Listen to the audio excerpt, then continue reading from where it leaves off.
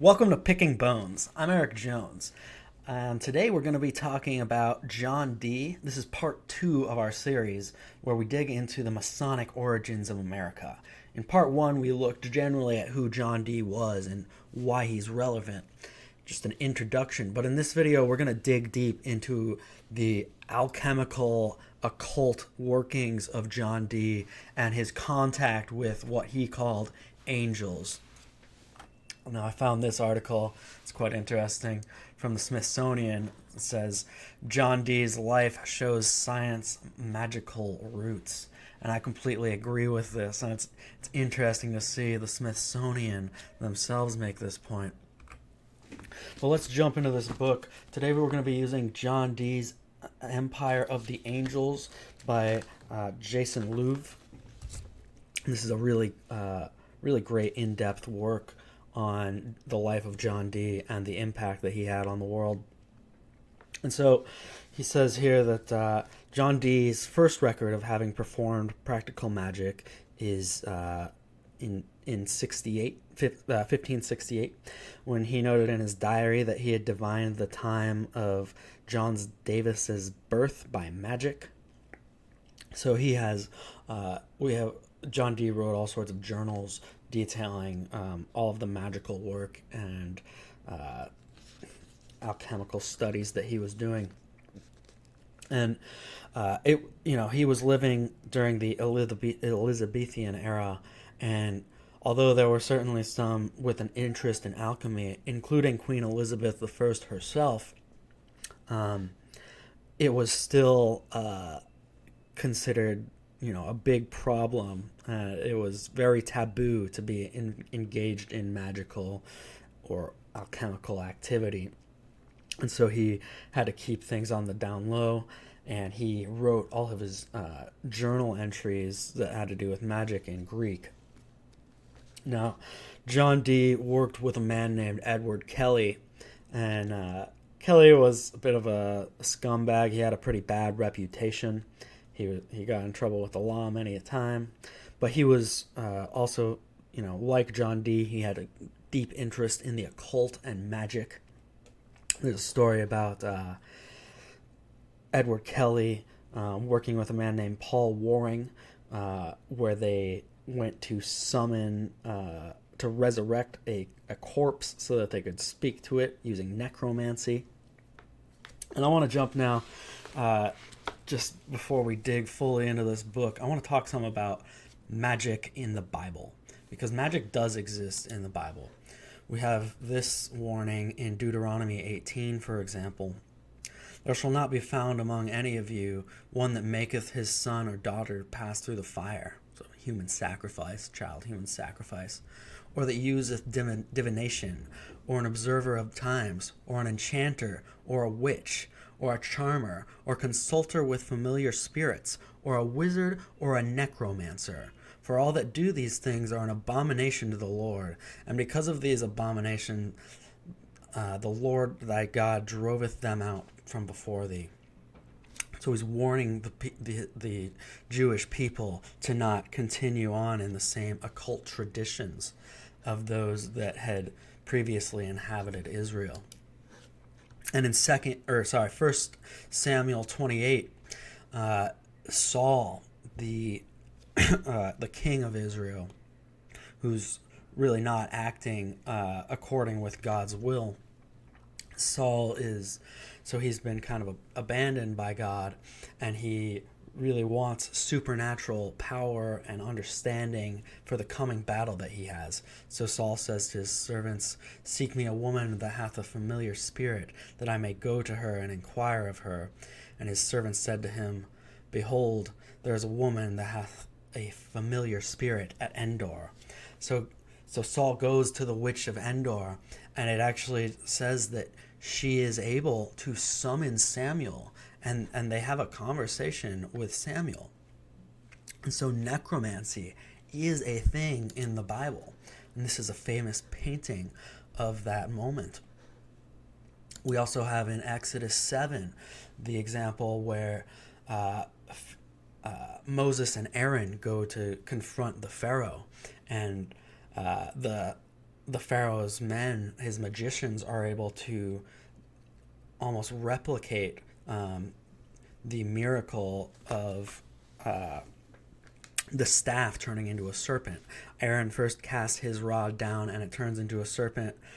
Then the Egyptian magicians do the same, but Aaron's serpent eats the other serpents. So they are able to perform magic, but they kind of lose to God's miracle. In Luke 8, we have the example of the possessed man who is able to, it says, for oftentimes it had caught him, and he was kept bound with chains and in fetters, and he broke the bands. This man was demonically possessed by legion because there were many devils in him, and they were able to help him perform supernatural acts that a man should not be able to perform, such as breaking chains.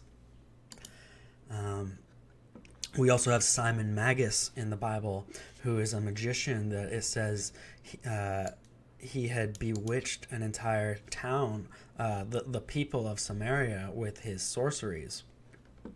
And Simon Magus is actually said to be the founder of Gnosticism by the early Christian church fathers. And this is a painting of Simon Magus interacting with the apostles. Now, let's jump back into John Dee here. So, the angelic language was not jargon, according to Aleister Crowley. You see, the initial phases of John Dee and Edward Kelly contacting the angels, for a lot of what they were doing, the angels were just laying out how they wanted to transfer their information. They had the men create all sorts of pieces of furniture and other things loaded with alchemical and occult symbolism, and they had them use these different things for magical ceremony. And one of the things that they had to do was learn the language of the angels, now called Enochian. That Dee and Kelly didn't use that term, but they had to learn this language. And so Aleister Crowley, later speaking of this, said that this language system had grammar and syntax of its own. He said that he thought it was more impressive than Greek and Sanskrit and the English translation. He thought it was a beautiful language, and so he was arguing that it was clearly a legitimate language, looking at how advanced it is. Now, this language of Enochian, the angels, or the beings in contact with Dee, they told him that this was the language used by Adam before the fall. This was like the pre-fall language of the angels and of men. And so, going on, there's also another scholar, Donald Laycock, who looked into the Enochian language, and he seemed impressed by it on some level, and he concludes that the angelic calls were not a cipher, not some sort of code, and he didn't think that anyone should be dogmatic about condemning Enochian as a false, or accepting it as a real thing. He was unable to make good conclusions. Now, John Dee and Edward Kelly, so they started to summon entities. They met with many different entities, including who they said were Uriel, Michael the Archangel. Madimi is a very important figure as well. And Madimi was the first time that she appeared to John Dee and Edward Kelly, she looked like a 9-year-old girl. But every time that they would see her progressively throughout doing their ritual workings, they would find that she grew a bit every time. Now, the way that they were doing their magical ceremony was through scrying. And if you consider mirror, mirror on the wall, the witch goes to her mirror to try to get information that she shouldn't have access to, and there's actually some sort of entity inside of it that she speaks to. And this is speaking of how scrying works. It's the idea of a mirror or a crystal ball, something that you can look into, or a reflection that you can look into, and entities can speak to you through. And so this is how Dee and Kelly started their work, but eventually it would get to the point where it seemed like Edward Kelly was being possessed. So their work with the angels, they were trying to accomplish two things: sanctification, trying to cleanse themselves in some way, and also illumination, gathering wisdom. And so he says here, as the individual's mortal life is broken and rebuilt, much like the temple in Jerusalem, it can be remade as a fit container for the Holy Spirit.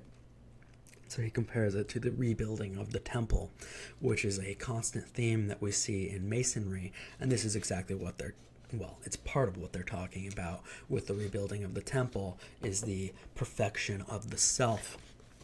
Now he says that these two concurrent, Jason Louv says that these two concurrent processes can be summed up with the single word: initiation. Not the ritual theater of Masonic ceremony that is only a representation of true initiation, but the ongoing process of an operative magician's life, occult experiments, and a passage through reality. And now an important difference between what, Christian ideas of sanctification and illumination, that's about theosis, which is becoming like God. Now, what John Dee was actually after, and Jason Louv agrees, he says, yet Dee was not without his own will to power. Dee sought not only theosis, but apotheosis, full divinization. And the difference between theosis and apotheosis is one is becoming God-like, the other one is becoming a god. And that is the occult belief of how we are trying to perfect ourselves into higher states of being. They believe that we can actually become gods. Okay. And here's another image I can show you. This was one of the pieces of equipment that John Dee and Edward Kelly were instructed to create by these supposedly angelic entities. And so they made all sorts of different scrying tools like this that they used in their workings. It says that they contacted an entity that identified itself as the Archangel Uriel. And it says that Uriel manifested a crystal out of thin air that was subsequently used by Kelly as his scrying device. So, supposedly the crystal that Kelly used for scrying came directly from these angelic beings. So, with those those pieces of equipment I showed you, it says, from this sigillum are drawn the names of most of the angels that Dee and Kelly interact with in the spirit diaries, including Madimi, Av, Il, and many others. The inner heptagon itself suggests Babylon, the whore of Babylon from Revelation 17:18, the daughter of fortitude, who would appear at the very end of the spirit diaries and play a central role in Crowley's later scrying sessions. You see, throughout this whole endeavor, John Dee did say, or maybe even believe, that he was, actually contacting God's true angels. He did not view this as a satanic practice that he was doing. And he even knew of the verse that says that, that warns us that be careful when speaking with spirits, because even the devil himself can take the form of an angel of light. And so, throughout this whole thing, Dee and Kelly are like wondering, are we actually talking to angels? Are we talking to demons? And it seems like for a lot of it, Kelly, the assistant, was actually really freaked out, and he was like, he thought that they were communing with demons.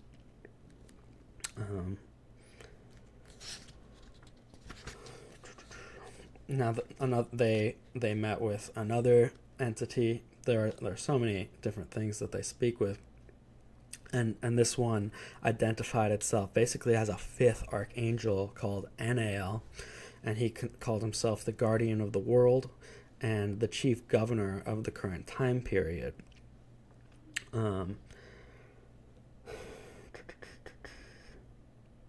So Dee had a grimoire called the Book of Soiga, and so he starts speaking with Uriel, and he's really curious if this grimoire is legitimate. It contained angelic, demonic, elemental, planetary, and zodiacal conjurations arranged in alphanumeric squares. And it says that the tables of Soiga are constructed from the number 6. 6 times 6 equals 36. So they had this grid of 36 by 36 squares using 666. And it says that Uriel assured Dee that Soiga had been revealed to Adam in paradise, and that it could be interpreted by the angel Michael.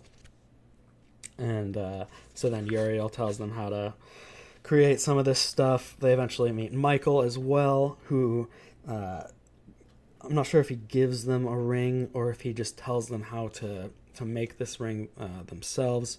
But it was a ring with the letters P-E-L-E, a name. And Michael identified this as the Ring of Solomon, which gave the king of Israel himself the power to command spirits. Now there's a lot of occult lore around Solomon. Things like the Lesser Key of Solomon is a text which talks about how he was able to control demons, and it goes through some of those different demons that he was able to interact with in this way. So this is a common theme in occultism. So much of occultism and Masonry wraps around Solomon and kind of twisting legends around Solomon and his temple. Now, where you really, I marked here, this is where it starts to become excessively clear, if it wasn't already, that these are evil angels, that these are fallen angels, demons. And they tell Kelly that he should get married. And you may wonder, well, what's demonic about that? Well, later on, the angels chastise him for getting married. They say, you weren't supposed to do that. And then they tell them that they need to trade wives. But we will get to that in due time. So here's another interaction they have with Michael. It says, believe, the voice of Michael came echoing from beyond the scene. The world is of necessity. His necessity is governed by supernatural wisdom. Necessarily you fall, and of necessity shall rise again. Follow me, love me, embrace me. Behold, I am. This entity says that. Now, if you know your Bible well, you know that the people picked up stones to kill Jesus when he said, I am, because that is a very clear declaration that he was God. And this thing says that. Now, here's another interaction they have with Uriel. He's told that Uriel plucked a round object from under the table, which glowed with transparent fire and grew bigger than the entire world, and told Dee that the current time period was the final age. Skipping a little bit, this, it seemed, echoed Trithemius's notion of the epochs of history ruled over by specific angels or spirits. Now this sounds very much like the idea of the new age, and of the god of this age or the god of this world. These false notions of angelic or demonically controlled ages or periods of time. Now, things also start to get political here, because Dee's wondering if he can influence King Philip of Spain using these magical techniques that they are learning from these entities.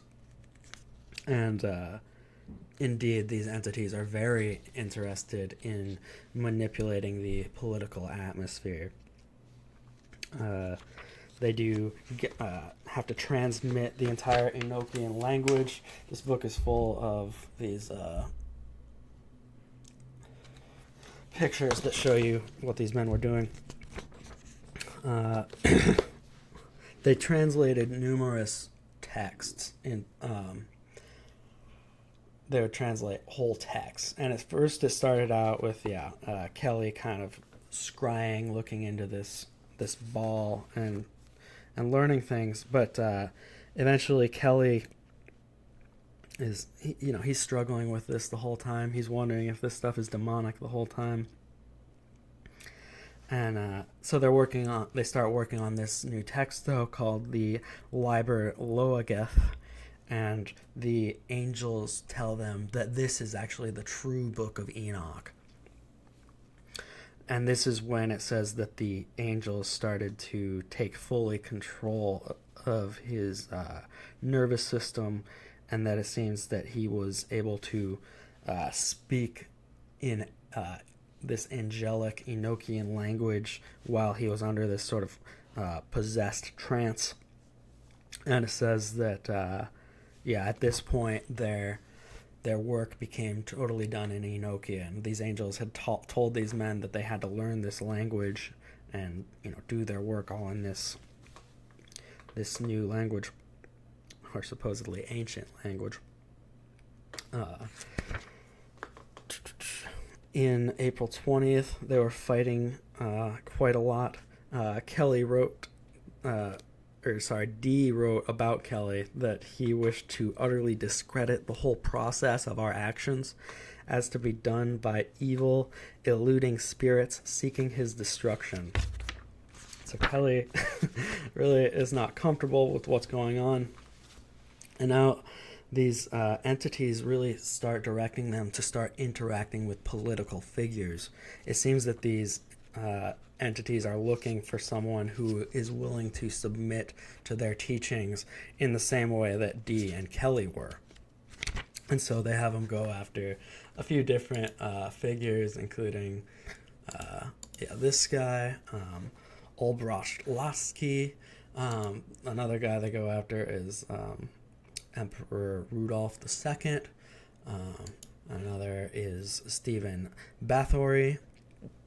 These are all monarchs that these entities seemed to hope they would be able to use to further their goals. And none of that ever works out. All these guys, most of these guys just blow them off. They're like, they start interacting with Dee and Kelly, and then they're just like, yeah, I think this is bullshit. Nah. That happens repeatedly. But here's where things start to get really interesting. During their interactions with Lasky, they did one of their sessions contacting these entities, and it says they're prophesying that he would not only rule Poland, speaking of this man Lasky, but he would unify the Christian, Jewish, Islamic, and pagan religions into a single faith.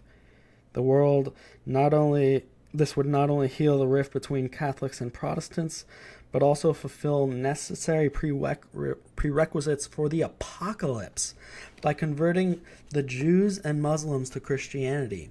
And indeed, these entities were working to bring about the apocalypse, and they also wanted to create a one world system, including one world governance, but also this one world religion.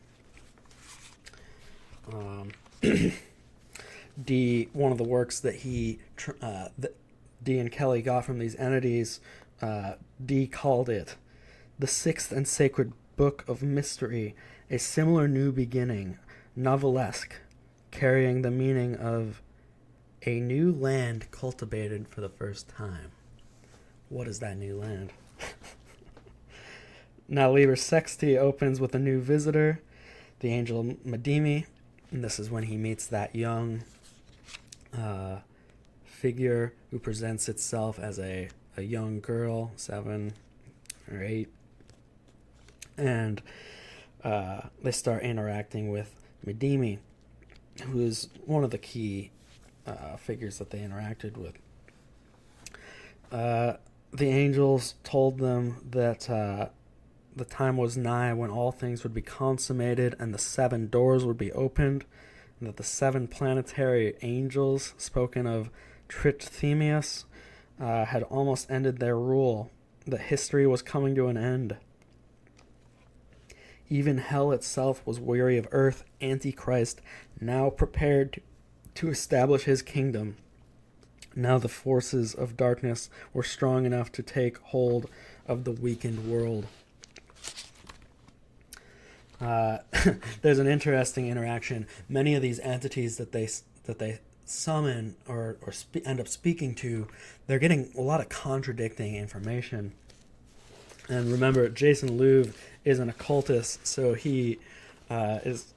that's his perspective on this. And it's interesting because he says that between November 20th and 25th, an evil spirit, he calls it, appeared and tried to persuade Dee and Kelly that the angels that they had sworn fealty to were evil angels. The spirit cited even great men of God, including Saint Anthony of Egypt, who had been beguiled by false spirits. This, the spirit told them, was worse than error, for they now followed false doctrine and had forgotten their own knowledge. It's interesting. It's was this a warning from a true angel, telling them to stop their horrible actions? I don't know. It's interesting, but he calls that angel. Yeah, Louv calls that one that's warning them to stop this shit. He calls that one the evil one. So Uriel tells them that the Antichrist would be unveiled to the world within 3 years. These angels or entities seem to really want to bring about the apocalypse as quickly as possible. Clearly, this did not work. But it is interesting to see how all this did affect things and how it continued to affect future occultists. Because I don't really think the devil is the one who gets to decide when the apocalypse happens. He might want to work towards it, but that's not really how it works. Anyway, Dee continues to interact with these beings.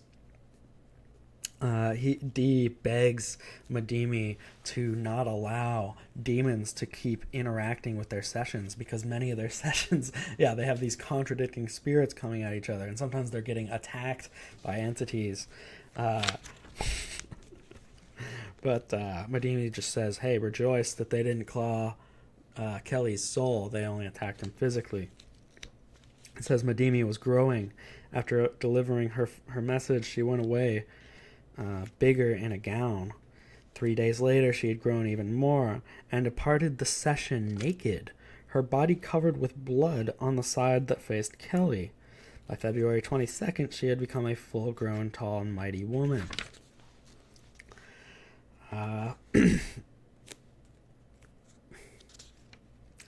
They were also, Dee and Kelly were next prompted to begin receiving the 49 calls, the central gem of the angelic system, which would open the regions of the world for the angels to carry out the events of Revelation.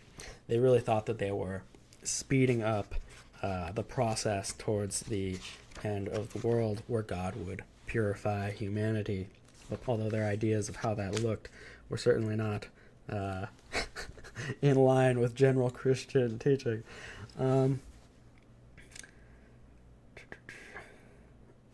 They view themselves as kind of God's holy warriors. They receive all sorts of prophecy. They really think that they are, the tools of God that he is using to do great work.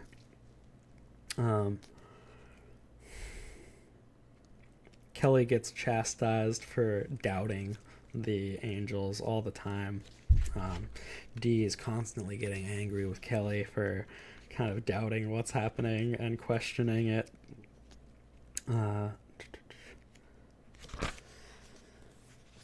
But eventually Kelly kind of starts to buy into this all more. It says, Dee marveled at how thoroughly the angels had purified Kelly to bring him to the point where he was able to relinquish all that he had learned before and make a full Christian conversion. This book, and maybe even in Dee's mind, like this was the true Christianity, the true Catholicism. What they were getting from these entities was true Christianity.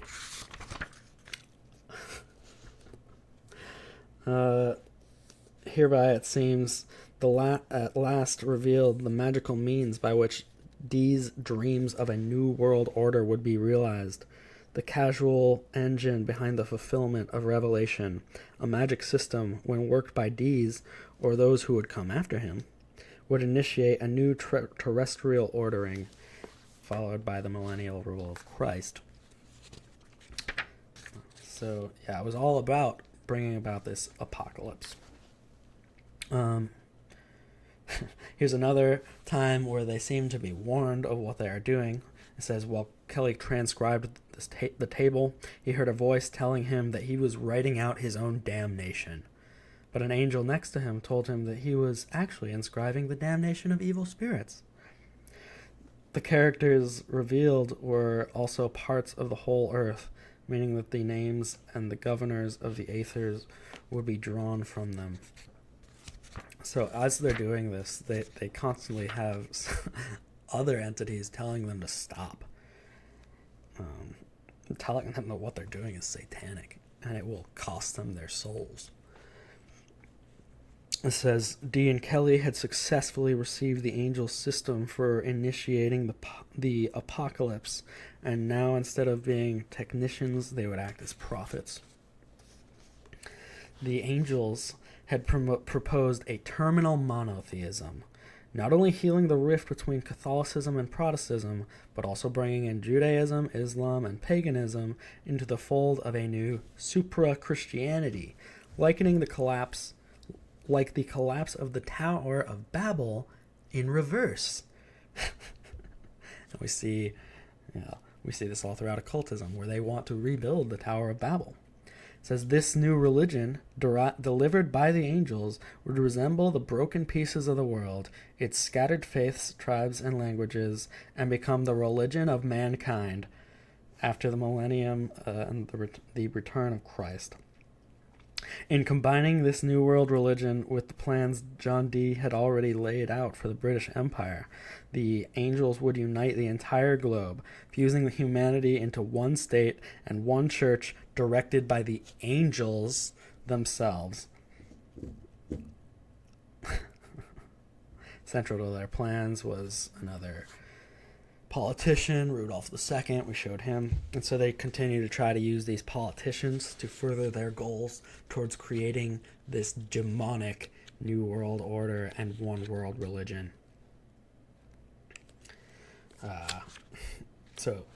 These different monarchs and important politicians, they often were interested in the occult and alchemy themselves, but most of them never really fully bought into what Dee and Kelly were doing.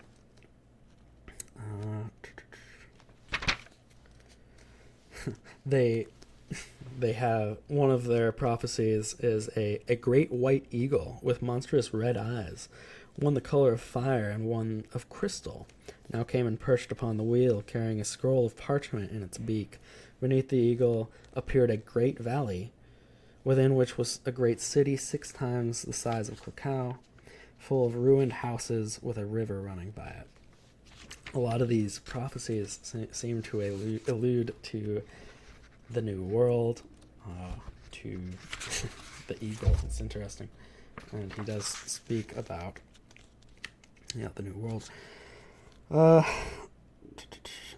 It says that they also got funding from an unknown source when they moved from Krakow to Prague.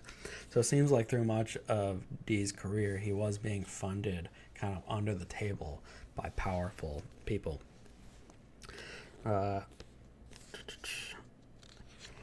Now, when you think of alchemy, the more common thing that you're thinking of is the creation of the philosopher's stones, the transmutation of elements, being able to turn one thing into another. Often the idea was to try to turn things into gold. That was the most coveted probably thing in an alchemist. That's what Elizabeth I's primary interest in particularly Edward Kelly was. She wanted him to make her gold so that she could use it to finance her empire and her goals.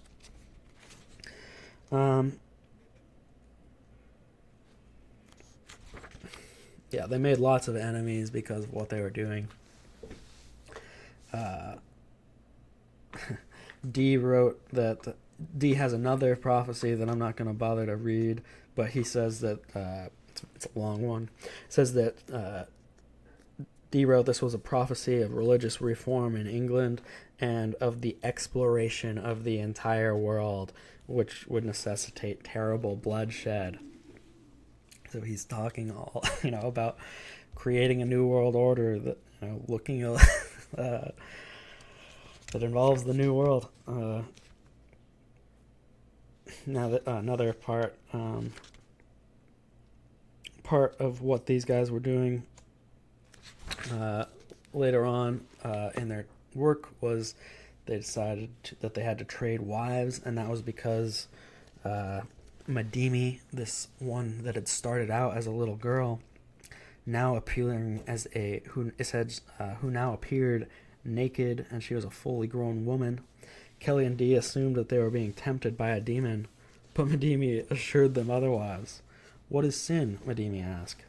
To break the commandments of God," Dee replied. "Set that down so," she returned.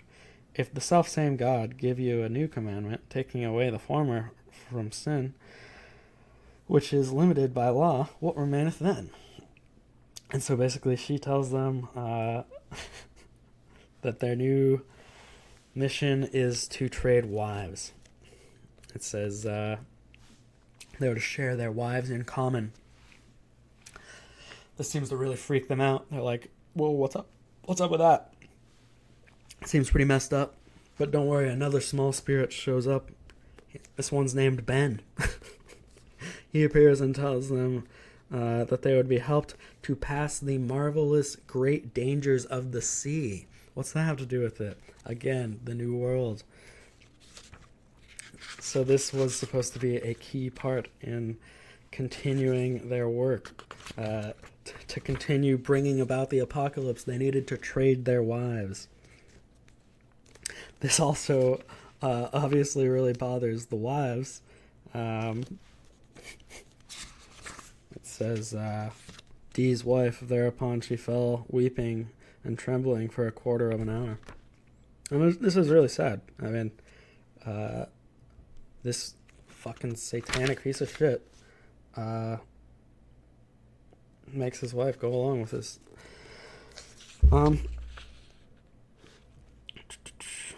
So eventually they go along with it. Edward Kelly sleeps with John Dee's wife. John Dee, though, he spends the night with Kelly's wife, and they don't. He can't go through with it. And so then they meet another entity after this all happens. And this entity is you know, if it wasn't 100% clear that they were dealing with demons already, like this, here it is. A new presence now appeared to Kelly, a goddess or angel with attire like beaten gold. She hath on her forehead a cross, crystal line. Her neck and breast are bare unto under her dugs. She hath a girdle of beaten gold slackly buckled unto her, with a pendant of gold down to the ground. The whore of Babylon. Her howling speech is the most famous passage of these spirity interactions. She says, I am the daughter of fortitude. She gives a long speech. She calls herself the whore and the mother at the same time. And he says, this speech, which was spoken from the point of view of Babylon the Great, rather than the antagonistic view of Revelation, bears many views to similarities to Gnostic texts pertaining to Sophia. And he mentions the Nag Hammadi codices, which were discovered buried in a jar in Egypt in 1945, just 1 month before Jack Parsons' Babylon working, because Jack Parsons, the famous rocket scientist, would continue John Dee's work. After they did this, or at least Kelly slept with Dee's wife, it says, the angels told them that they had now attained wisdom. Wisdom indeed being Sophia in the Greek. That they had really, accomplished what they needed to. And their legacy, it would continue to affect all of human history. You have men like Crowley and Jack Parsons continuing their work. And, this relates back to that very first point. John Dee's life shows science's magical roots. Smithsonian.com. And here we have the father of modern rocketry, the sex-crazed cultist, who tried to perform a ritual that Crowley created called the Babylon Working, which was very clearly based off of the work of John Dee. And so Jack Parsons gets together with old L. Ron Hubbard of Scientology fame, and together they try to summon the whore of Babylon, continuing in this work to usher in the Antichrist, to usher in the apocalypse on the world. These are the occult roots of the modern world, of scientism. It's not science, it's occultism that has been repackaged. It's crazy stuff. And so that brings us to the end of this second part in this series. In part, I've decided to break this up into 4 parts instead of 3, because in our next part, I'd like to dive into another important work for the foundations of America, which we touched on, but needs its own analysis, and that is Francis Bacon's work, The New Atlantis, another key work for dictating the future of America. And in the 4th part of our series, we'll actually dive into the Masonic forefathers of America itself. So that's all for today. On Tuesday, we do have a scheduled interview for the Anti-Naughty podcast, and you'll get more details on that in the coming days. I really look forward to it, and I hope I see you guys next time. Have a great day.